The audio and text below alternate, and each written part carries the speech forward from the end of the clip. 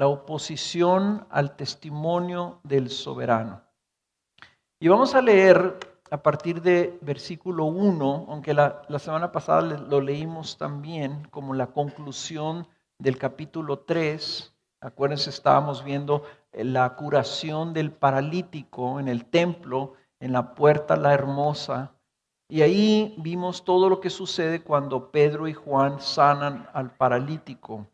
Y entonces vamos a continuar con esa historia que continúa en el capítulo 4 y vemos el resultado, lo que provocó no solamente la conversión de esas 5,000 personas, sino ahora también la oposición de los líderes espirituales, de los líderes gubernamentales de Jerusalén. Vamos a leer la primera parte solamente del versículo 1 al versículo 14. Y dice así: mientras ellos hablaban al pueblo, o sea, Pedro y Juan, mientras ellos hablaban al pueblo, se les echaron encima los sacerdotes, el capitán de la guardia del templo y los saduceos, indignados porque enseñaban al pueblo y anunciaban en Jesús la resurrección de entre los muertos.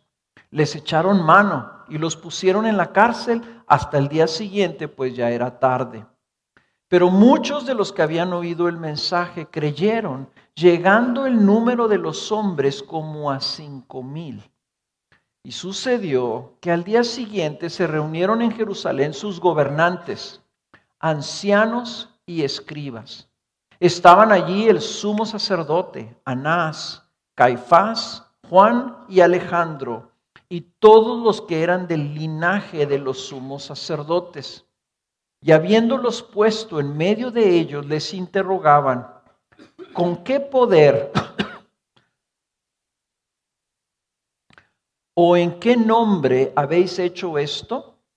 Entonces Pedro, lleno del Espíritu Santo, les dijo: gobernantes y ancianos del pueblo, si se nos está interrogando hoy por causa del beneficio hecho a un hombre enfermo, de qué manera éste ha sido sanado, sabed todos vosotros y todo el pueblo de Israel que en el nombre de Jesucristo el Nazareno, a quien vosotros crucificasteis y a quien Dios resucitó de entre los muertos, por él, este hombre se halla aquí sano delante de vosotros. Este Jesús es la piedra desechada por vosotros los constructores, pero que ha venido a ser la piedra angular. Y en ningún otro hay salvación, porque no hay otro nombre bajo el cielo dado a los hombres en el cual podamos ser salvos. Al ver la confianza de Pedro y de Juan, y dándose cuenta de que eran hombres sin letras y sin preparación, se maravillaban y reconocían que ellos habían estado con Jesús. Y viendo junto a ellos de pie al hombre que había sido sanado, no tenían nada que decir en contra. Bien, estamos viendo que el Evangelio está avanzando de manera irrefrenable en Jerusalén. De los primeros 3,000 convertidos, ahorita pudiéramos calcular nosotros que ya son como 10,000 en una ciudad pequeña, en una ciudad antigua, 10,000 convertidos, porque dice que ya los hombres habían llegado a ser 5,000 almas, 5,000 hombres. Entonces, usualmente donde hay un hombre hay una mujer, o sea que más o menos le podemos calcular de perdida 10,000 adultos. Estamos hablando ya de una multitud. El Evangelio está avanzando de manera irrefrenable. ¿Y qué es lo que sucede? Lo que sucede es que ahora empieza a haber oposición. El que avance el Evangelio no significa que no va a haber oposición. Al contrario, al haber avance en el Evangelio, lo natural es que también se levante oposición significativa. El Evangelio siempre va a despertar la oposición del enemigo. Aún en este caso, donde hay un milagro evidente, donde es claro que Dios obró, Aún así, el enemigo empieza a resistir aún la evidencia. Dicen ellos, lo veían y no tenían nada que decir en contra. Sin embargo, los gobernantes empiezan a sentir celos, empiezan a resistir, empiezan a querer prohibir que sigan predicando Pedro y Juan. Ahora, una de las cosas que debemos de tener cuidado al ver esta oposición es no pensar, híjole, estos tremendos gobernantes judíos, cómo eran cerrados, cómo eran tercos. La verdad de las cosas, hermanos, es que el evangelio en nosotros también provoca oposición. Nosotros también resistimos. Nosotros también nos rebelamos. Nosotros también tenemos un sentido profundo de oposición a Dios en medio de nosotros. Todos lo sentimos. Todos resistimos al Señor. Eso es parte de nuestra naturaleza caída. ¿Por qué? Porque Dios viene a nuestras vidas, Jesús viene a nuestras vidas demandando una devoción total, una sumisión total, una entrega absoluta a Él, el reconocimiento de que Él es Dios y que Él es Rey. Y nosotros de manera natural resistimos eso. A nosotros nos irrita que alguien venga y demande de nosotros esa devoción total. Porque está confrontando directamente nuestro sentido de que nosotros tenemos derecho de vivir nuestra vida a nuestro antojo. No nos gusta que alguien venga y nos diga, tú fuiste hecho para hacer mi voluntad. Nosotros más bien pensamos, yo fui hecho para hacer mi voluntad. O sea, nosotros defendemos el derecho de vivir la vida a nuestra manera. Y peleamos eso. Y luchamos por eso. Y resistimos a Dios por eso, sin darnos cuenta que ese egoísmo nos va a destruir. Y que estamos perdidos. Y que estamos ciegos. Y que no podemos y que somos débiles. Pero nos engañamos a nosotros mismos pensando que sí vamos a poder y que vamos a ser felices si solamente podemos vivir la vida como a nosotros se nos ocurre, como nosotros pensamos que debe ser. Y el Señor nos dice, no, tú quieres buscar y ganar tu vida, la vas a perder, vas a ser destruido. El que quiera ganar su vida la perderá, dice, pero el que pierda su vida por mí la va a ganar. Es al revés. Tú quieres lograr tu felicidad viviendo tu vida a tu manera y yo vengo a liberarte de esa esclavitud. Yo vengo a rescatarte de esa ceguera espiritual. Yo vengo a ayudarte a que no te destruya tu propio egoísmo y tu propia insensatez.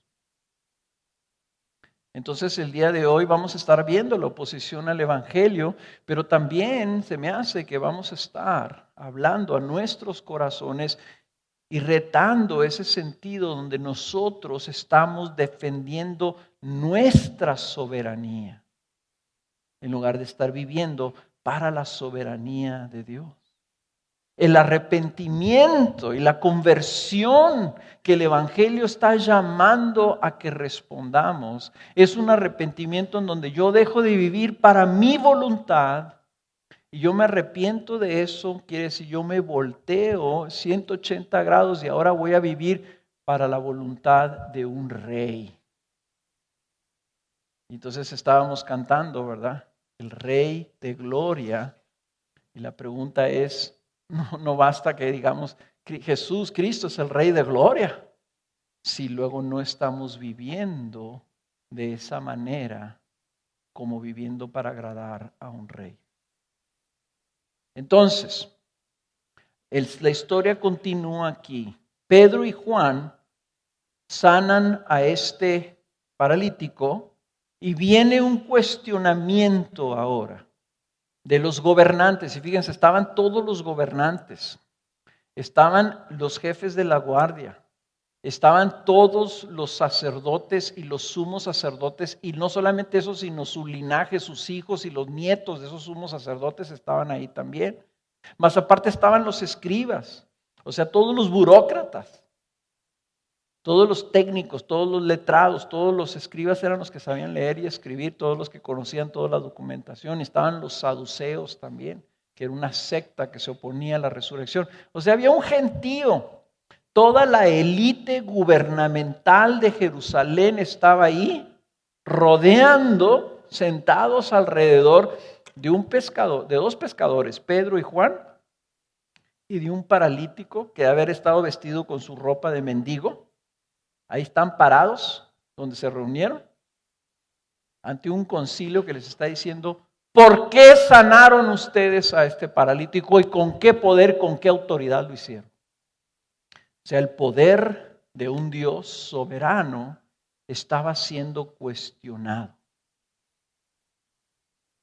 Dios lo había sanado, lo sanó de manera sorprendente y poderosa. No se podía cuestionar el milagro. Y sin embargo, estas personas estaban queriendo prohibirles que siguieran hablando de Jesús. O sea, lo que se manifestó ahí fue un poder ilimitado e irrefrenable de Dios. En otras palabras, Dios dijo: lo voy a sanar, y lo sanó. Así como dijo Jesús: me van a enterrar y me voy a levantar al tercer día, y se levantó. ¿Qué es la soberanía?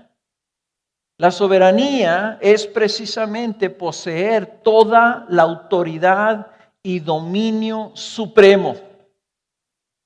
La soberanía es tener la autoridad y dominio supremo.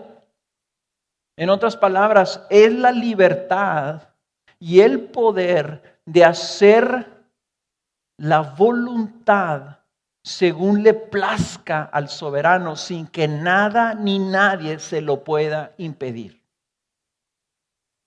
O sea, Dios es soberano porque tiene la libertad y el poder de hacer su voluntad según le plazca, sin que nada ni nadie se lo pueda impedir. Ahora, nosotros no somos soberanos. Por ahí escuché a un teólogo que dijo: tanto que los hombres defienden su libre albedrío, y dice, ridículo, porque no tenemos libre albedrío. No tenemos la libertad de hacer lo que nosotros queramos. Si yo digo: yo quiero ser Superman, no tengo esa libertad. Si yo digo: yo quiero tirarme de un avión sin paracaídas y volar como Superman, no tengo esa libertad, no lo puedo hacer, no lo puedo hacer. Si yo digo: yo quiero ser rico y voy a ir al banco y voy a llevarme todo el dinero que está ahí, no lo puedo hacer, no tengo esa libertad. Y si yo digo: no voy a comer, no tengo esa libertad. Yo no tengo la libertad de hacer mi voluntad según me plazca. Pero Dios sí. Dios es soberano, nosotros no. Y fíjense lo que dice el Salmo 115. Me encanta a mí esta definición de lo que es un soberano. El Salmo 115, anótenlo ahí, aquí lo van a poner en la pantalla porque está muy cortito.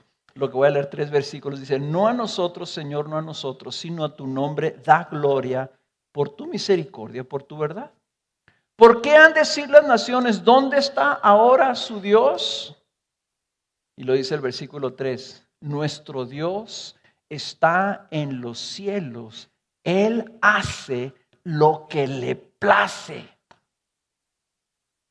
Esa es la definición de soberanía. Él hace lo que le place. Entonces, cuando las autoridades de Jerusalén están cuestionando a los discípulos: ¿y con qué poder hacen esto? ¿Por qué lo hacen?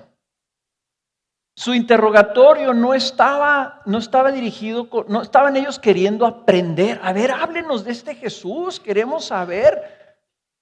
Su interrogatorio estaba cuestionando, ¿por qué hicieron esto sin nuestro consentimiento?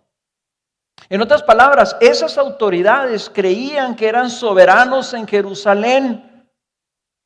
Y luego se les salieron las cosas de control, ¿verdad? Porque viene Pedro y Juan y sanan a un paralítico y se les salen las cosas de control. Se arma un gentío ahí en el templo. Se convierten no sabemos cuántas cientos o miles de almas. Y ellos dicen, espérate. Aquí los que gobernamos somos nosotros. Ustedes no pueden andar sanando gente. Como nos platicó una vez el hermano Omar Cabrera, ¿verdad? Que en Argentina él tenía un don de sanidad y oraba por los enfermos y se sanaban. Entonces las autoridades le prohibieron que sanara a los enfermos porque no tenía licencia médica. Entonces dijo Omar, bueno, pues no me pueden prohibir que ore. Dice, a partir de ese momento dejó él de ponerle las manos sobre los enfermos. Pero el Señor de todas maneras estaba sanando a los enfermos. O sea, Él hace lo que le place. Y las autoridades aquí, en una muestra de una tremenda arrogancia, estaban tratando de controlar lo que Dios podía o no podía hacer en Jerusalén. ¿Saben que a nosotros no nos gusta que las cosas se salgan de control? No nos gusta. Y si Dios aquí un día se quiere manifestar y se provoca un desorden, ¿verdad?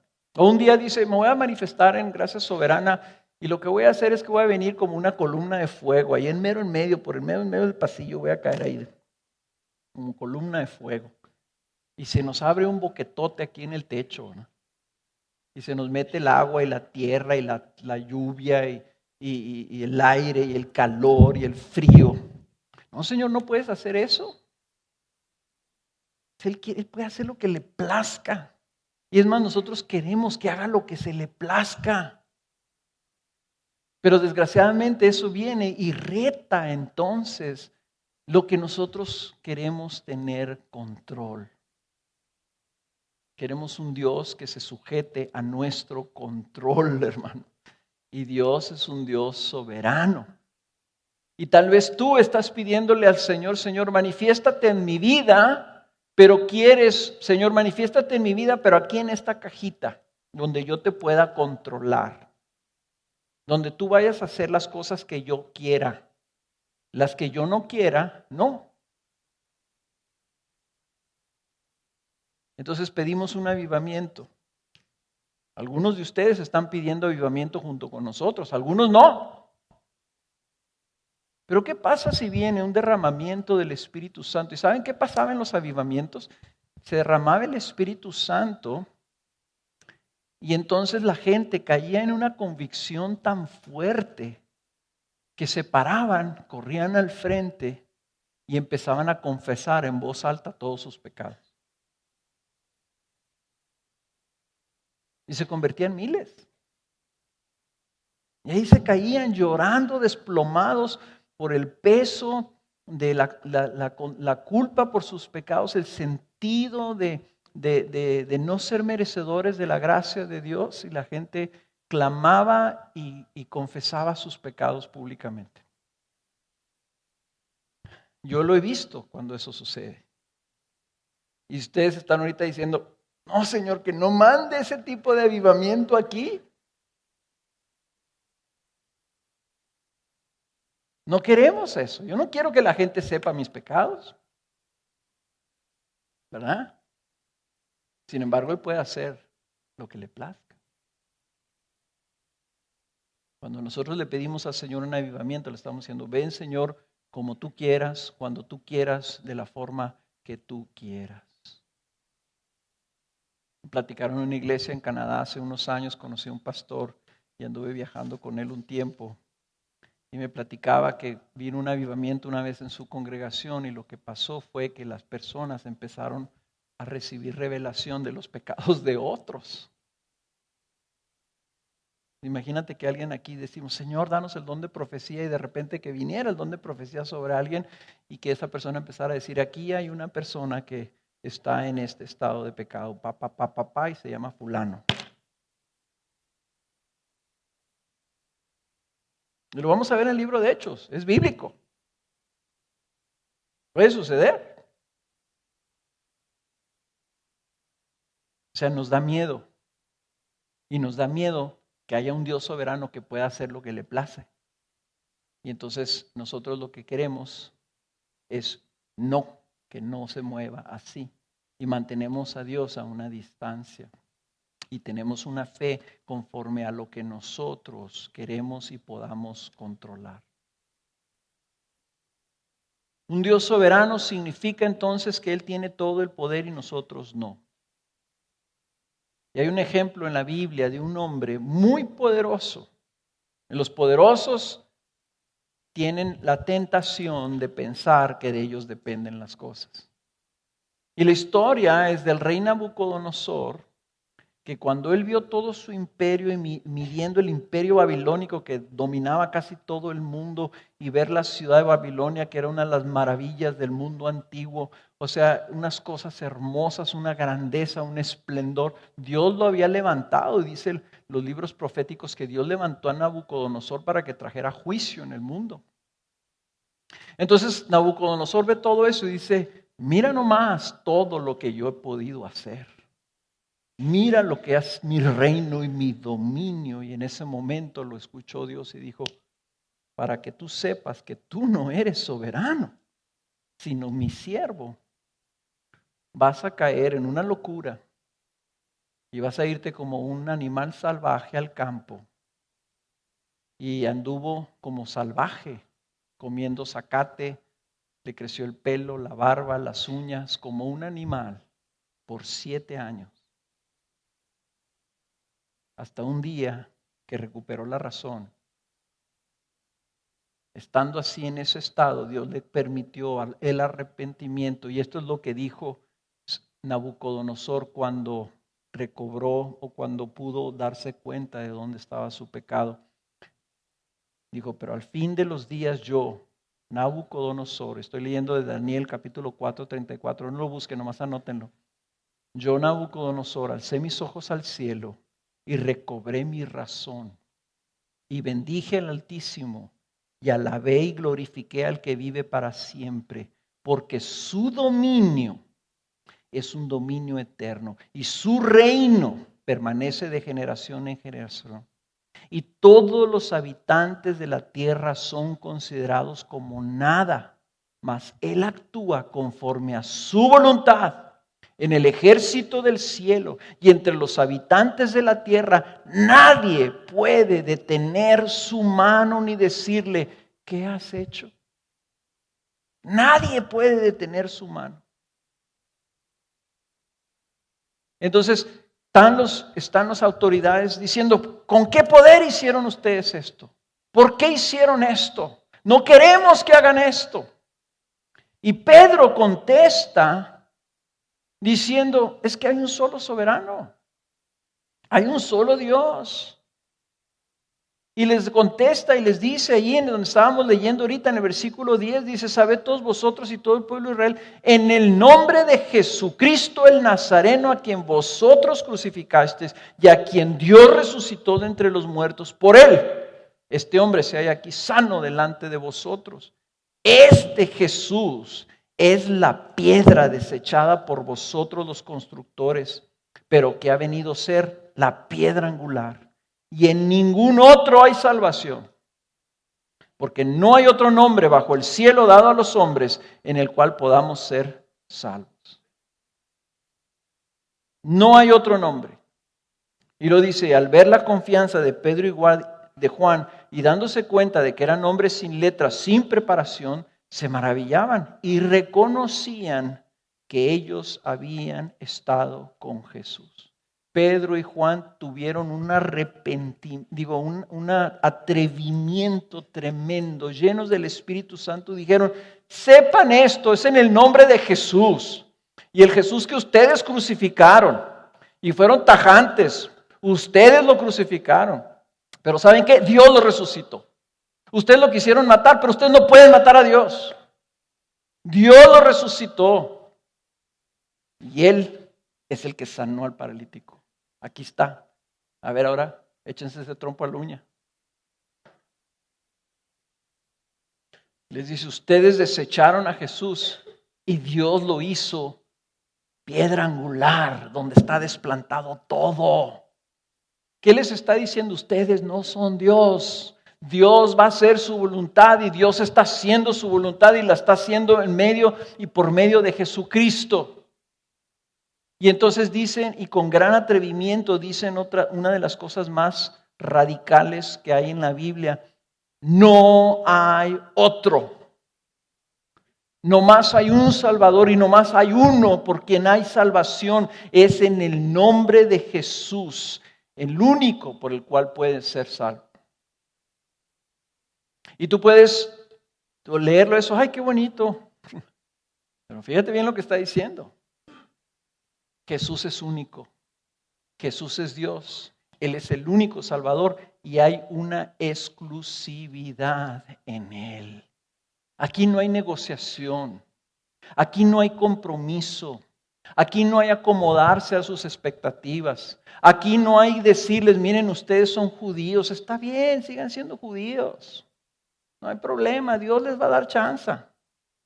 Le está diciendo, no más en Jesús hay salvación. Les está diciendo que están perdidos y eran el pueblo de Dios. Aquí lo único que ellos están estableciendo es la declaratoria de que la voluntad de Dios está en Jesucristo. Jesucristo y Dios no les pidieron permiso para si estaban de acuerdo o no de acuerdo que Jesús era el único que podía salvar. Ahora, ¿por qué es que ellos tenían esta seguridad? Ahí lo dice. Porque ellos reconocían, los gobernantes reconocieron que ellos habían estado con Jesús. Ellos lo vieron muerto y luego lo vieron vivo. Ellos lo vieron calmar la tempestad, multiplicar los panes. Ellos lo vieron cuando se transfiguró en la gloria en el monte. Ellos lo vieron enseñando, ellos lo vieron resucitando a Lázaro. Estos testigos ahora estaban seguros diciendo, este es el Hijo de Dios, el Hijo del Dios Altísimo. Él es el Señor y el único que puede salvar.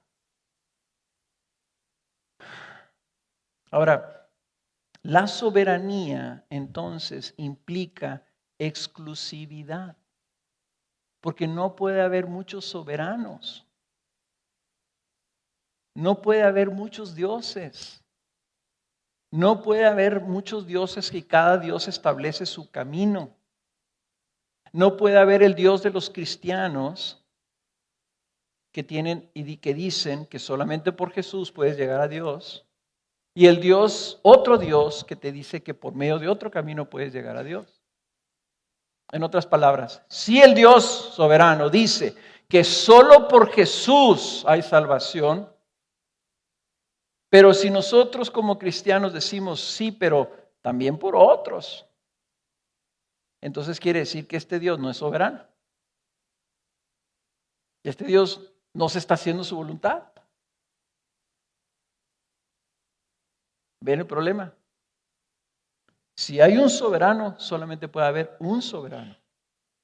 No hay medios soberanos. Es como los gobiernos, ¿verdad? El presidente de México, vamos a suponerlo así, ¿verdad? El presidente de México es soberano sobre México. Pues si fuera rey, ¿verdad? Si fuera rey sería el soberano de México. Y en México se hace su voluntad. Y luego está otro país, digamos Estados Unidos, y tiene su presidente, o vamos a decir que es el rey, es el soberano de Estados Unidos. Y se hace la voluntad del rey en Estados Unidos. Pero el presidente de México no puede, o el rey de México no puede hacer que los ciudadanos que están bajo el rey de Estados Unidos hagan lo que el rey mexicano quiere que se haga, ¿verdad? Entonces no puedes tú decir que el rey de México es el soberano sobre todos. Sería nomás soberano sobre su propio reinecito. Aquí estamos hablando, ¿quién es el Rey de Gloria? ¿Quién es el único Dios? ¿Quién es el soberano del universo? Y si ese decimos que es Jesús, no hay otro. Y solamente por Él puede la gente ser salva. Entonces, ¿qué hacemos con las otras religiones? Entonces no hay esperanza para tantas otras religiones. El mundo está dividido en grandes religiones. ¿Qué hacemos cuando la gente dice, óyeme, ustedes los cristianos, qué arrogantes, se están atribuyendo ustedes la salvación del mundo exclusivo? ¿Qué Dios tan intolerante tienen ustedes entonces? ¿Y por qué es que batallamos en aceptar esto? Porque si Jesús es exclusivo y no se va a salvar a alguien porque tienen una fe en un hombre, por ejemplo en Buda, ¿verdad? Alguien puede decir, yo tengo fe en Buda y Buda me va a salvar. Y si yo les digo, ¿sabes qué? La Biblia dice que no es cierto, que solo Jesús salva.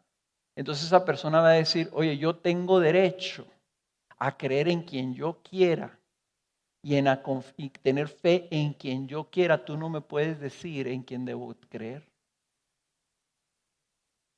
Entonces es lo mismo que pasa con el que está perdido, con el que no es creyente, con el que no es cristiano. Cuando tú vienes y le dices, cree en Jesús para que seas salvo, y la persona va a decir, yo no creo que Dios me va a condenar. Yo no soy tan malo, no le he hecho mal a nadie, yo vivo mi vida tranquilo, ¿verdad? Yo no necesito ser un fanático como ustedes. Yo tengo mi propia fe, yo tengo mi propia creencia. Yo voy a creer en Dios como yo quiera y yo me voy a salvar como yo quiera salvarme. ¿Se fijan dónde entra el problema? ¿Se fijan por qué el evangelio de Jesucristo siempre va a provocar oposición? Porque está retando la confianza, la fe que uno tiene de que yo tengo la prerrogativa de creer en lo que a mí se me pega mi regalada gana. Y Jesús está diciendo, yo soy el Rey, yo soy el Señor, yo soy el soberano. Y yo digo, ¿cómo te vas a salvar? Y el hombre dice, no. Yo quiero que Dios esté obligado a tener misericordia de todos, para que entonces también tenga misericordia de mí, a pesar de mi rebelión y de mi resistencia de creer las palabras de Jesucristo. Y yo te tengo que hacer a ti una pregunta, ¿verdad? Porque tal vez tú estás aquí, estás en esa postura. Estás queriendo negociar con un Dios soberano. Estás queriendo decirle a ese Dios soberano, yo me voy a salvar como yo quiera salvarme, a mi manera. Yo voy a tener fe a mi manera. Yo voy a seguir a Dios a mi manera. ¿Qué vas a hacer con esto que dice Pedro? El que resucitó a Cristo entre los muertos dice que solamente por Él hay salvación. Ese es el arrepentimiento. El que tú estés dispuesto a dejar tu manera para buscar la misericordia y la compasión de un Dios soberano. Y yo tengo que retarte el día de hoy, decir, no seas insensato. No te pongas al tú por tú con el Dios soberano que hizo el universo y quieras que Él se sujete a lo que tú consideres. Porque sí somos. Yo me acuerdo cuando hace años, o sea, en los 70s, que Helman me platicaba a mí de la Biblia. Oye, ¿tú qué crees de Jesús? Sí, yo creo en Jesús. Pero yo por dentro estaba pensando a mi manera. Oye, pero ¿tú crees en la Biblia? Sí creo en la Biblia. Pero yo pensaba en la Biblia, es un buen libro. Nunca lo había leído, ¿verdad? Pero debe ser un buen libro. Oye, ¿tú ya te arrepentiste de tus pecados? Sí, claro que sí, le decía yo. Pero yo por adentro estaba diciendo, pues, ¿cuáles pecados? A mi manera. Pero en el fondo, por la misericordia de Dios, porque Dios es muy bueno, me llevó a una honestidad y a una integridad de decir, pero la verdad de las cosas es que yo vivo en la miseria. Yo sé que soy infeliz. Yo sé que soy miserable. Yo sé que estoy perdido.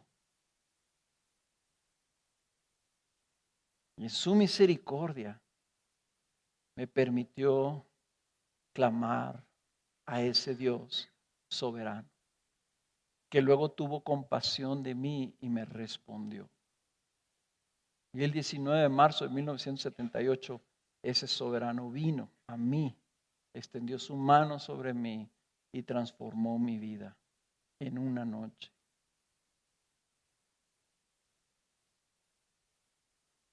¿Estás tú queriendo negociar, debatir, resistir las demandas de Jesús, el soberano Rey? No lo hagas. No podrás ganar nunca y vas a destruir tu vida. Reconoce que tú, queriendo llevar tu vida, no eres suficientemente, tal vez seas muy inteligente, pero no eres más inteligente que Jesús. Tal vez tengas mucho poder y muchas habilidades, pero no tienes habilidad de resucitar los muertos, ni tienes la habilidad de salvar tu alma. No puedes detener la mano de Dios que traiga juicio sobre la tierra. No puedes tú hacerte feliz. No puedes. La Biblia dice que Jesús afirmó para darnos, que nos diéramos cuenta que no somos soberanos. Dijo, no puedes cambiar el color de uno de tus cabellos, hacerlo blanco o hacerlo negro. Y señoras, aunque ustedes se pinten el cabello, les vuelve a salir blanco. Y no tienen ni siquiera el poder de cambiar el color de uno de sus cabellos. ¿Cómo piensas que tienes poder para controlar tu vida? Y Jesús les dijo también, ustedes no tienen el poder ni siquiera de alargar su vida 1 hora. El día que el Señor les reclame su vida, no podrán alargar, déjense 1 hora, 1 minuto. No podrán. Entonces, ¿cómo piensan que ustedes pueden salvar su alma? ¿O cambiar los designios de un soberano? No pueden. Por lo tanto, arrepiéntanse y entréguense a Jesús ya. Entréguense a Jesús ya. Crean en Él como el Dios soberano. Ahora, hablando de eso, Pedro siguió hablando con estos gobernantes. En el versículo 15, en el capítulo 4, ellos están viéndolos ahí, están viendo a este paralítico sanado. Entonces les dicen, ¿saben qué? Vamos nosotros aquí a dialogar. Sálganse allá afuera, por favor, un ratito. Dice el versículo 15, pero habiéndolos ordenado salir fuera del concilio, deliberaban entre sí diciendo, ¿qué haremos con estos hombres? Porque el hecho de que un milagro notable ha sido realizado por medio de ellos es evidente a todos los que viven en Jerusalén y no podemos negarlo. Mas a fin de que no se divulgue más entre el pueblo, amenacémosles para que no hablen más a hombre alguno en este nombre. Cuando los llamaron, les ordenaron no hablar ni enseñar en el nombre de Jesús. Mas respondiendo Pedro y Juan les dijeron, vosotros mismos juzgad si es justo delante de Dios obedecer a vosotros antes que a Dios, porque nosotros no podemos dejar de decir lo que hemos visto y oído. Y ellos, después de amenazarlos otra vez, los dejaron ir, no hallando la manera de castigarlos por causa del pueblo, porque todos glorificaban a Dios por lo que había acontecido, porque el hombre en quien se había realizado este milagro de sanidad tenía más de 40 años. Entonces las autoridades están resistiendo y dicen, les prohibimos, les ordenamos, cállense. No le encontraban. Y la respuesta de ellos ante esta amenaza, porque ellos no tuvieron aquí, ellos no les pudieron decir, nosotros tenemos la máxima autoridad. No los amenazaron, no apelaron a una autoridad mayor. Los amenazaron cobardemente. Les dijeron, ya no prediquen. Cuando tuvimos una entrevista a algunos pastores con el presidente municipal, tuvimos la oportunidad como pastores de compartir con él nuestra perspectiva bíblica de lo que era su gobierno. Y nosotros le dijimos, básicamente le hicimos una exposición de lo que es Romanos 13. Y Romanos 13 dice que toda autoridad en esta tierra es delegada por la autoridad suprema que Dios tiene. Entonces, básicamente nosotros le dijimos, señor presidente municipal, su autoridad que la tiene es delegada. Y no venimos nosotros a decirle que haga bien su trabajo o que lo haga mal. Venimos a recordarle que el que le dio esa autoridad le va a exigir cuenta. Venimos a recordarle que usted tendrá que rendirle cuentas al que es soberano de esta ciudad, de este país, de este mundo y del universo entero. Y es lo mismo que está sucediendo aquí con Pedro y con Juan. Los gobernantes les dicen no y ellos dicen, ustedes digan si es mejor obedecerlos a ustedes que obedecer a Dios.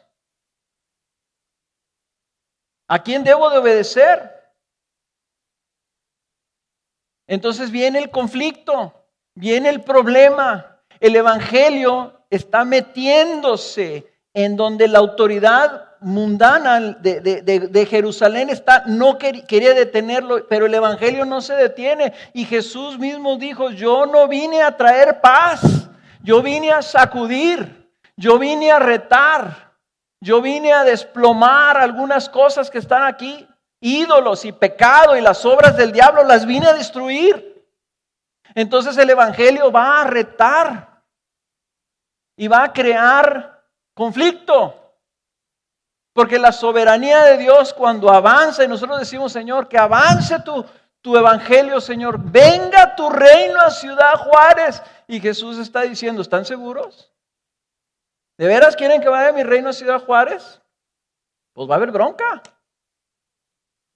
Va a haber problemas, porque aquí hay gente que dice, no, Ciudad Juárez es nuestro.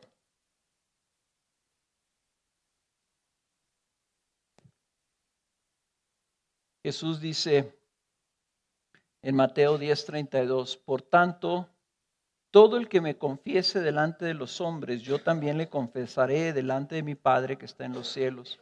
Pero cualquiera que me niegue delante de los hombres, yo también lo negaré delante de mi Padre que está en los cielos. Y noten el versículo 34, no penséis que vine a traer paz a la tierra. No vine a traer paz. Fíjense lo que está diciendo Jesús. No vine a traer paz, sino espada. Porque vine a poner al hombre contra su padre, a la hija contra su madre y a la nuera contra su suegra. Y los enemigos del hombre serán los de su misma casa. El que ama al padre o a la madre más que a mí no es digno de mí. El que ama al hijo o a la hija más que a mí no es digno de mí. Y el que no toma su cruz y sigue en pos de mí no es digno de mí. O sea, Jesús está siendo radical y está hablando como soberano y está diciendo, esto es lo que yo demando. Yo demando tu alineación, tu sumisión y tu obediencia. Aunque eso provoque problemas hasta con los de tu casa. Es más, el que no tome su cruz, que es un instrumento de muerte, para seguirme, no es digno que ande diciendo que yo soy su rey. Entonces aquí Pedro y Juan están experimentando esto.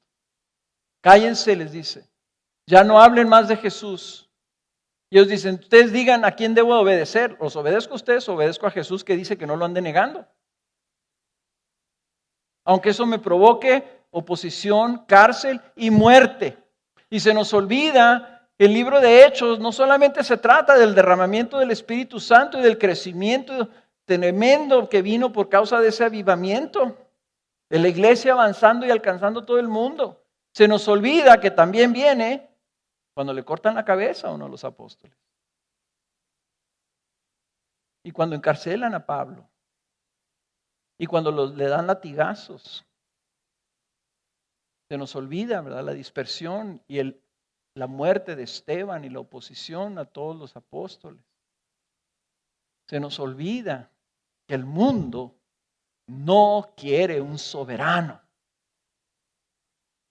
El mundo quiere un Diosito que pueda controlar, un Diosito que les dé lo que ellos quieren. Nosotros predicamos a Cristo vivo, Cristo el Salvador, Cristo el único Rey y Señor. ¿A quién debemos entonces obedecer? La soberanía de Dios demanda nuestra obediencia.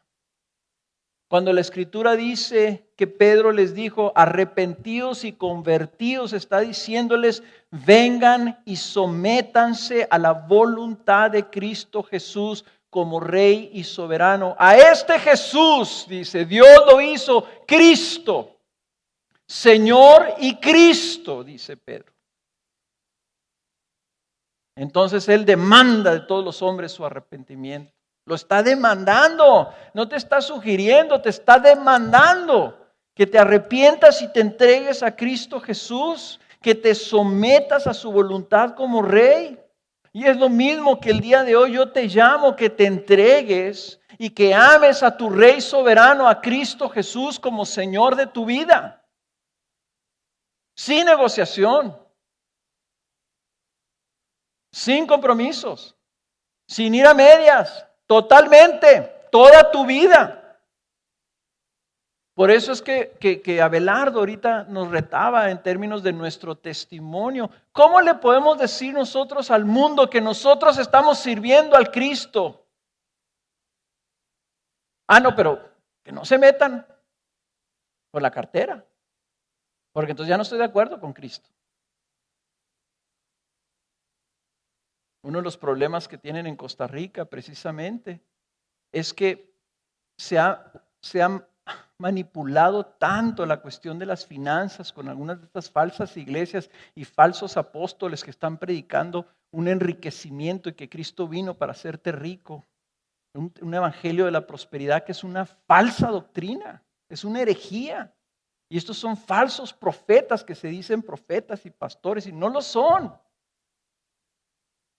Lo que ha pasado con las iglesias que son creyentes es que la gente al ver aquello dice a los pastores, no nos hables para nada de dinero.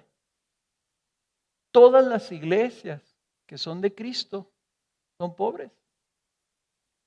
Porque la gente dice, no, yo no estoy dispuesto a que me hables a mí de las finanzas y de diezmos y de ofrendas, porque mira lo que están haciendo aquellos falsos, ¿no?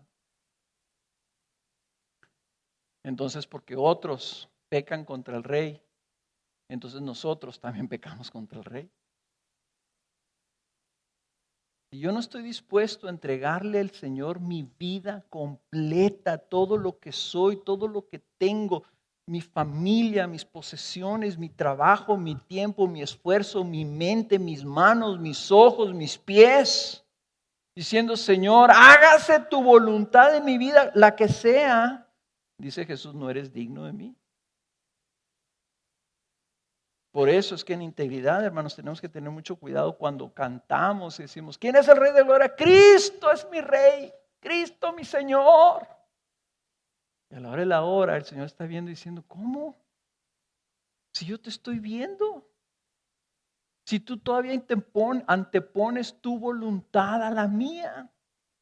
Y lo que está claro en la Escritura, que yo te lo revelo y te enseño, no lo obedeces. Por eso el Señor les dijo, ¿por qué dices Señor, Señor? Y no haces lo que te digo. Muchos en ese día final me van a decir, Señor, Señor, si hicimos hasta milagros en tu nombre, y voy a decir, apártate de mí, perverso, no te conozco. Tenemos un Dios soberano. Y lo hermoso de este mensaje, ¿verdad? Es cómo ellos terminan orándole a ese Dios soberano. Fíjense lo que dice el versículo 23. Dice, cuando quedaron en libertad, fueron a los suyos y les contaron todo lo que los principales sacerdotes y los ancianos les habían dicho. Al oír ellos esto, unánimes, alzaron la voz a Dios y dijeron. O sea, su reacción al ver la oposición y la prohibición de que siguieran predicando, su reacción es orar. Y fíjense cómo oraron. Oraron a Dios diciendo, oh Señor, tú eres el que hiciste el cielo y la tierra, el mar y todo lo que en ellos hay. El que en el Espíritu Santo, por boca de nuestro padre David, tu siervo, dijiste, ¿por qué se enfurecieron los gentiles y los pueblos tramaron cosas vanas? Presentaron los reyes de la tierra y los gobernantes, se juntaron a una contra el Señor y contra su Cristo. Porque en verdad en esta ciudad se unieron tanto Herodes como Poncio Pilato, juntamente con los gentiles y los pueblos de Israel, contra tu santo siervo Jesús, a quien tú ungiste, para hacer cuanto tu mano y tu propósito habían predestinado que sucediera. Y ahora, Señor, considera sus amenazas y permite que tus siervos hablen tu palabra con toda confianza mientras extiendes tu mano para que se hagan curaciones, señales y prodigios mediante el nombre de tu santo siervo Jesús. Después que oraron, el lugar donde estaban reunidos tembló y todos fueron llenos del Espíritu Santo y hablaban la palabra de Dios con valor. Noten ustedes el porqué. Aquí fue donde, cuando estaba yo preparando este mensaje, dije, no, este es un mensaje sobre la soberanía de Jesús. Cuando veo cómo ellos oraron y cómo respondieron, lo primero que hacen es que le oran, se dirigen al Creador de los cielos y la tierra y todo lo que hay en ella.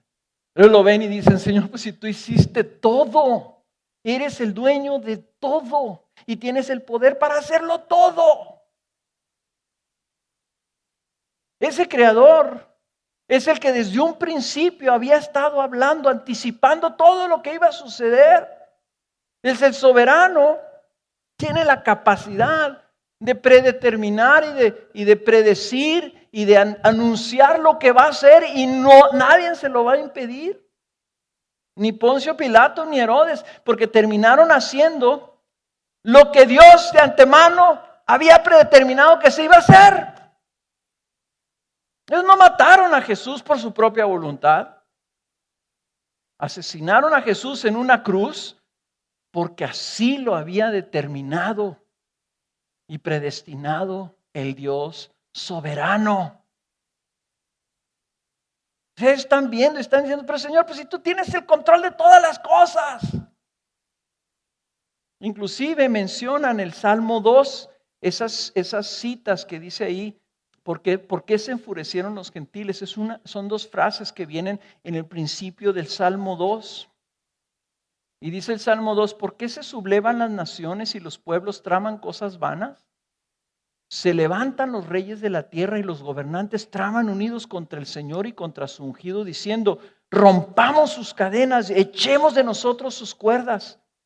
Pero noten lo que dice el versículo 4, el que se sienta en los cielos se ríe, el Señor se burla de ellos.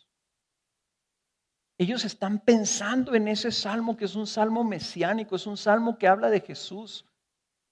Cuando están viendo la resistencia del gobierno, están diciendo, pues esto es lo que el Señor había dicho cientos y cientos de años antes. En el Salmo 2 nos había dicho que las naciones se sublevarían. Nosotros lo acabamos de ver en el libro de Apocalipsis. Las naciones de una manera irracional se juntan para pelear contra Dios. Esa es la historia del mundo. Dios crea al hombre, el hombre cae y en el momento que cae, el hombre se empieza a rebelar contra Dios, a pelear contra Dios. En su insensatez, dice, Dios se ríe de ellos. Es la única parte de la Biblia que dice que Dios se ríe, se burla de las naciones. Dice, son para Él, las naciones son para Él como nada, como una gota en una cubeta.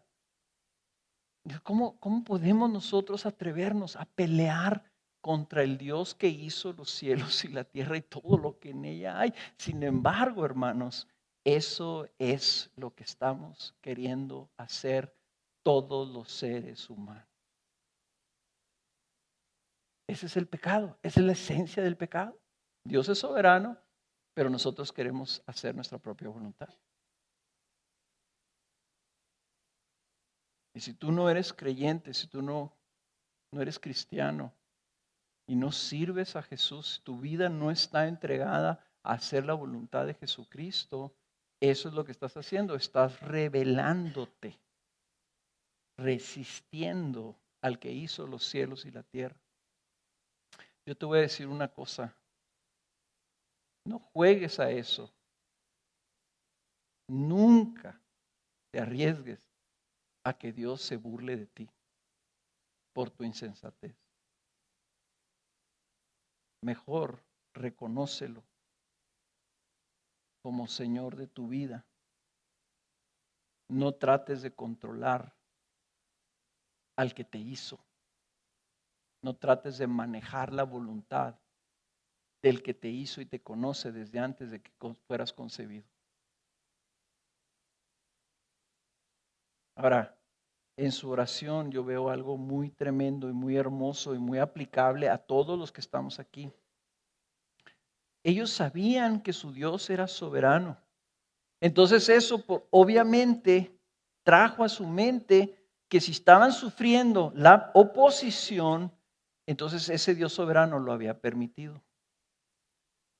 Sabían que estaba en manos de Dios su destino, su vida, a pesar de que estuvieran enfrentando oposición.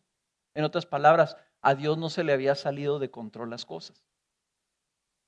Entonces, qué curioso que cuando oran, no dice, Señor, quítanos la oposición. ¿No se fijaron? No oraron, Señor, manda un rayo del cielo para que los queme y se mueran todos los gobernantes. Y entonces nos pavimentas aquí el camino libres y nosotros vamos a predicar el evangelio a toda la gente. No dice eso. Dice, Señor, considera las amenazas que nos han hecho. O sea, tómalas en cuenta, por favor, Señor, nos están amenazando. Pero le piden dos cosas. Sabiendo que su destino y su bienestar estaba en manos de Dios, no en manos de los gobernantes. Estaban en una completa sumisión y estaban entonces entendiendo la vida de Jesús, imitando a Jesús, que no abrió su boca aún hasta la muerte, y aún diciéndole a Poncio Pilato, ¿qué no te das cuenta, Poncio Pilato, que si yo quisiera llamar ahorita una legión de ángeles que me rescataran de todos tus soldados? Si yo soy el soberano. Pero si voy a ir a la cruz, voy a ir a la cruz por mi propia mano, por mi propio pie, por mi propia voluntad. Entonces, ¿qué haces tú cuando te enfrentas a dificultades? Cuando estás en dificultades, ¿reniegas? ¿Las rechazas? ¿Le pides al Señor que te las quite? A lo mejor es el que te las puso. A lo mejor Él lo quiere así. Y quiere glorificarse en tu vida, sí. Y quiere ver si vas a ser fiel. Y quiere probar tu fe. Y quiere darte más fe. Y yo no sé qué quiere hacer. Pero obviamente si Él es soberano, lo que tú estés enfrentando en tus circunstancias está en su mano. Y la mejor manera de enfrentar la dificultad, las tribulaciones, los sufrimientos que a veces vienen a nuestra vida, decimos, ¿por qué, Señor? ¿Por qué me pasa esto? Esa es una pregunta incorrecta. Nunca el Señor te va a contestar por qué, porque es algo que tú ya sabes. ¿Sabes por qué? Porque yo soy soberano. Porque yo hago lo que me place. Pero ¿por qué me permites a mí sufrir? Porque yo soy soberano y yo soy tu rey. Y yo tengo tu mano y tu vida y tu destino. Y yo sé lo que es mejor y lo que yo voy a hacer. Pero batallamos con eso. La pregunta que le debemos hacer es como los discípulos al estar orando aquí. Ok, Señor, si tú eres soberano, si tú tienes el control de todas las cosas, entonces yo puedo confiar en ti. Yo puedo confiar en ti. Porque tú eres el rey.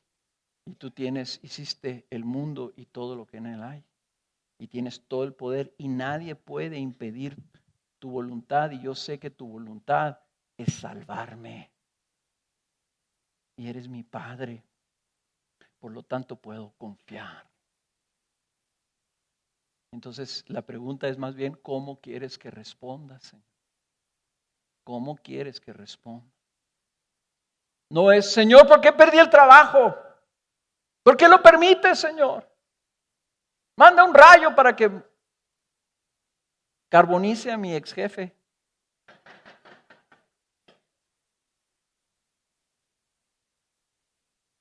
Sino más bien, Señor, ¿qué estás buscando de mí? ¿Qué quieres de mí? A lo mejor es arrepentimiento, a lo mejor es humildad, a lo mejor es dependencia, a lo mejor quiere que des testimonio en medio de esa circunstancia a la persona que te está despidiendo del trabajo. Quiere que tú le digas, ¿sabes que yo te bendigo en el nombre de Cristo Jesús? Porque yo sirvo a un Dios y mi vida y mi destino están en las manos de ese Creador al que yo sirvo y es mi Rey y tú lo necesitas también. Ellos oraron por dos cosas. La primera, que tuvieran valor. Que pudieran seguir hablando su palabra con toda confianza. Sabían que Dios era soberano, pero también sabían que ellos eran débiles. Por lo tanto le estaban diciendo, Señor, ok, tú estás permitiendo que haya oposición, ok, pues danos la fortaleza para seguir predicando a pesar de la oposición. Para que no tengamos temor y para que prediquemos con valor. Y vimos al final, termina ese pasaje diciendo, y ellos predicaban la palabra con todo valor. Dios les contestó. La segunda cosa, su segunda petición era que Dios extendiera su mano y siguiera obrando soberanamente, haciendo curaciones, señales y prodigios mediante el nombre de Jesús. Bueno, Señor, sanaste un paralítico y se provocó todo este desorden. Pues sana más. Sana más, haz más curaciones. Es más, donde quiera que vayamos, Señor, que haya prodigios, señales, milagros, sanidades, que la gente se dé cuenta, Señor, que Jesús es el Rey. Respáldanos, ayúdanos, muévete tú a nuestro lado, pues no le hace que haya más broncas. Y una sanidad provocó eso. Imagínense ahora señales y prodigios y sanidades por todos lados. Ellos pudieran haber dicho, por favor ya no anden sanando gente, porque miren lo que eso provoca. Dijeron, no, Señor, que se haga más. ¿Qué podemos aprender? Pues lo que nosotros debemos de pedir, hermanos, siempre es la fortaleza para responder a cualquier circunstancia que esté a nuestro alrededor, que respondamos con el carácter de Jesús. Estemos en donde estemos, en abundancia o en escasez, en prosperidad o en dificultad, en tribulación, en prueba, en contienda, en lo que sea. Que tengamos la fortaleza de responder de una manera que agrade a nuestro Señor. Pidiéndole también que nos dé ese valor para dar testimonio de Jesús y que Él respalde nuestro testimonio. Que Él respalde nuestro testimonio. Yo te puedo asegurar que si tú estás aquí, que si tú no has entregado tu vida a Cristo Jesús, si tú le entregas tu vida a Jesús, yo te puedo asegurar, Cristo Jesús, el Señor del universo, va a venir a tu vida y te va a cambiar. Y va a ser el mayor de los milagros, va a transformar la vida de un rebelde en la vida lo va a hacer un hijo de Él, que lo va a amar y lo va a servir el resto de su vida.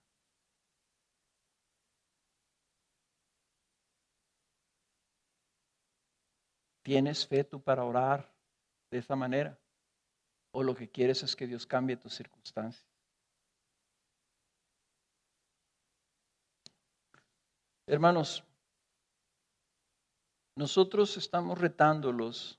La semana pasada yo los reté a que tuvieran compasión de la gente y les llevaran el testimonio de Jesús. A lo mejor algunos de ustedes enfrentaron oposición, enfrentaron dificultades. No se asusten. Eso es lo que era de esperarse. Eso es lo natural. Quiere decir que están predicando a Jesús el verdadero. Porque si predicaran ustedes al falso Jesús, la gente lo recibiría. Por eso es que los falsos maestros y los falsos profetas que predican un Jesucito rebajado y diluido, usan la Biblia, sí la usan, pero la usan a su manera para lograr sus fines, predicando un evangelio que no es evangelio, el cual los apóstoles nos previnieron y nos dijeron, aguas, porque van a venir unos y van a predicar un evangelio que no es. Conozcan bien a su rey, a su Dios, para que no caigan en sus trampas. ¿Sabes una cosa? Esas iglesias son inmensas, porque predican un Jesús que sí te conviene. Un Jesús que te conviene. No anden predicando ustedes a un Jesús que les conviene a la gente. Claro que Jesús conviene, pero Jesús te está pidiendo que mueras a ti mismo y te entregues a Él como tu Rey y tu Señor. Y eso va a retar tu deseo de controlar tu propia vida. ¿Conviene? Pues sí, te da la vida eterna, te hace su hijo, te da una herencia eterna, pero te dice, pero la entrada es carga tu cruz y sígueme. La entrada es por el arrepentimiento y la conversión. La entrada es por medio de reconocerlo a Él como Señor de tu vida y decirle, Señor, haz conmigo lo que tú quieras. Es el humillarse, es el decir, Señor, aquí estoy para que se haga tu voluntad. Te pido, ten misericordia de mí, perdona todos mis pecados. Y voy a vivir, Señor, para servirte y para agradarte. ¿Por qué predicaban ellos así? Porque habían estado con Jesús.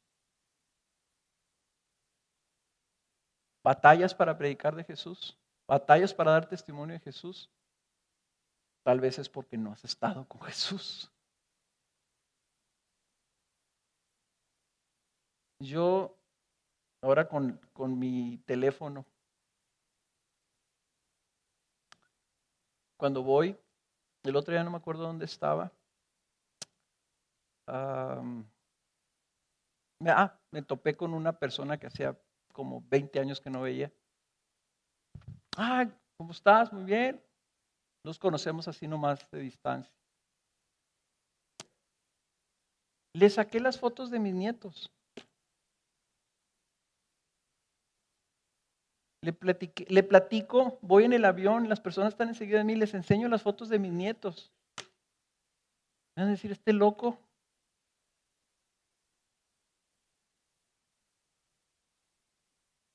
Estoy seguro que Kena cuando está parada ahí en la fila para pagar el recibo de la luz o algo, ¿verdad?